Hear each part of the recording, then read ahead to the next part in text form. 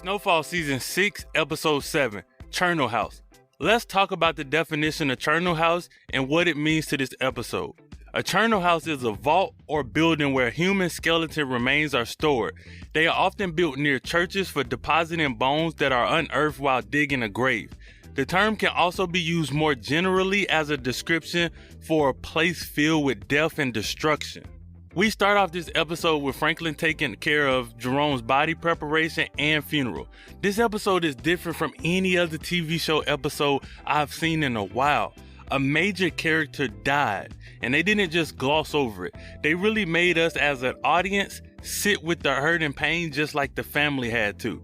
They respectfully gave this character the proper send-off and care it deserved. This is an amazing episode, and they showed more love and respect to the actor Amin Joseph, but y'all have to wait till next episode for that Easter egg. The war is over.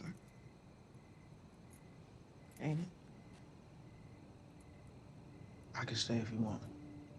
Leon has came back and been the most reliable figure for everyone to lean on, even after they all dogged him out. Before this is all said and done, I'm sure Leon is going to have something to say. He's been quiet and just assisting thus far. Look at this image of Louis beaten, bloody, branded, but if you notice, the refraction from the glass also frames her as if she's in prison, which she is symbolically. You have $73 million and no food in your refrigerator? No decent furniture, no art, stained carpet, chipped paint. That's just who Teddy is. Remember how he behaved last season when he saw Grady spending the money? He's delusional and loyal.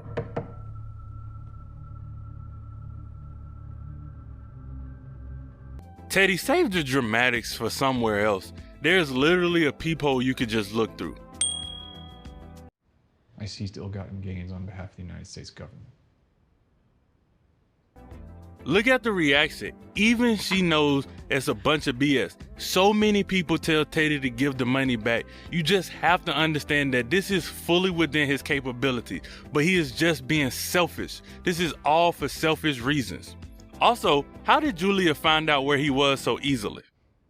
You'll double down and tell yourself it's your patriotic duty. Shit, Teddy. That's exactly what he's going to do. But I know that's not what's really driving you, and it's only gonna get worse now that he's dead. And she is absolutely correct. She knows him very well. How are you gonna fix it for me? A public execution.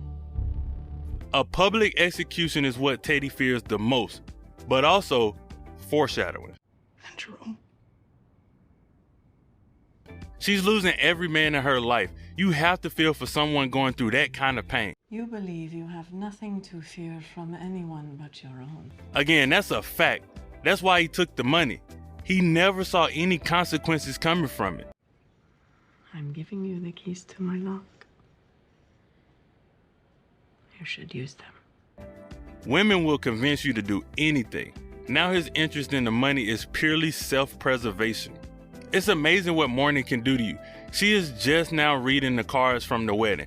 When Jerome was alive and they were together, they were just too busy and distracted to slow down and enjoy the small things. Enjoy the moments that they had together. Now she is forced to do it alone. A lot of this could have been stopped if someone besides Jerome would have just put their ego aside. Every gift is still there, unopened. They got married months ago. Think about that for a minute. How self-absorbed have they been that they couldn't even make time for nothing else but work and violence? Imagine the toll that is taking on their soul. Now you can see what Jerome was going through the last days of his life. All of this is Franklin's fault. It's not all Franklin's fault. If I need to recap the countless times Louis advanced this situation, I will. Matter of fact, allow me one moment to do that off the top of my head. This is totally off script. Louis found Franklin his first client in Claudia. Louis was Franklin's first cook. It was Louis who downplayed jamming Jerome as small time. It was Louis who stole Franklin's connect with Teddy. And it was Louis who chose to protect her relationship with Teddy rather than help Franklin get his money back. At any of these times, she could have exited the ramp and she did it. But of course, Franklin has done his fair share as well, obviously. Right. And I love him. But he never should have broke away from us. When he said this, it paused Leon because he said the same thing about Leon seasons ago when Leon moved on his own. It's crazy that her dreams is from our point of view. It would have been so dope if they would have shot this from hers. Cause I know they not gone. And I don't want to tank the love we had. Look at the evolution of Scully. He is now the voice of reason and a guiding light for the lost. Wake up! Wake up! Wake up! Wake up! It's a dream. It's a dream. You're dreaming. You're dreaming. Okay, you're dreaming. Stop. Calm down. Come here. This scene is heavy. Oh my goodness, I love this. Has this happened to you before? Oh, what was me? Okay. Franklin says once, maybe. I think the other time he is referring to is this moment here.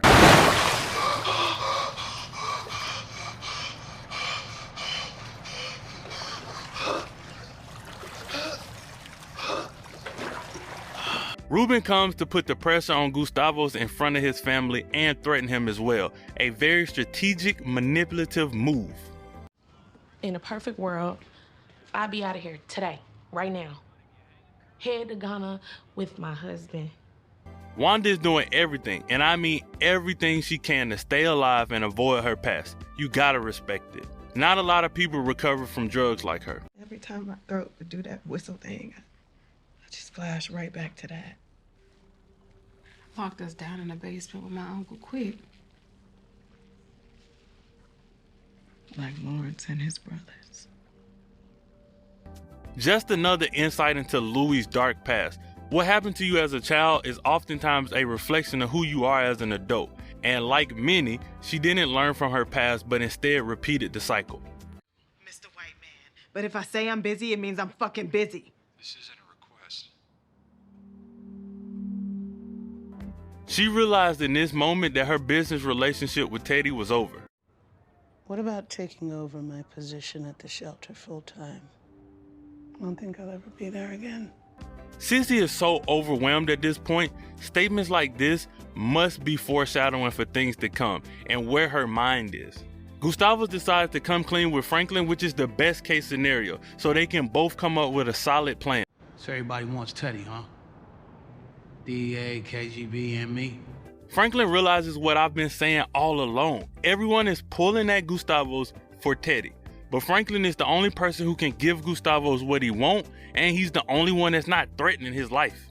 Now they plan to set a trap for Teddy. Don't forget that you work for me. You sell my drugs, you make a lot of fucking money. Teddy time and time again tell them, and by them I mean black people that work for him, what he thinks about them, and basically tells them he controls them, he owns them, and they are all fed up with that.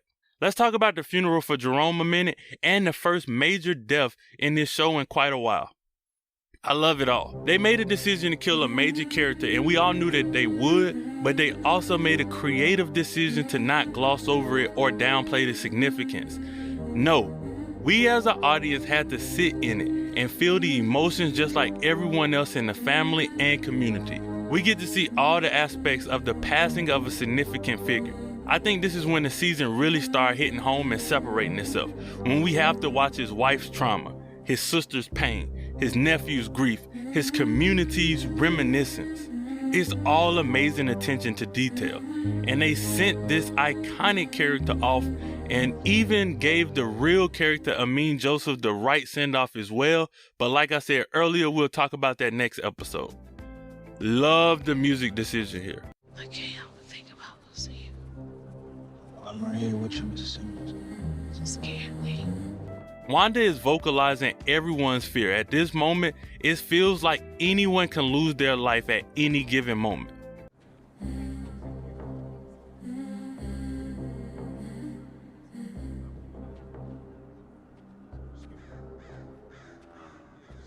What was that? Yeah, what was that? He ain't paid you. Asked for your gun at the junkyard. He lies right to her face because he felt the pressure. As I'm watching the funeral, you have to stop and realize everyone at some point made a decision to enable these things to continue to happen. Yo, kill the motherfuckers that did that wrong. That's just OG respect from Big D. There's no way he would have disrespected the funeral by starting drama. You are the devil. You know that? Yeah. He realized this a long time ago, and that's why he will not stop at nothing until he get that money. Because why lose your soul for absolutely nothing at all? You gotta keep fighting, right?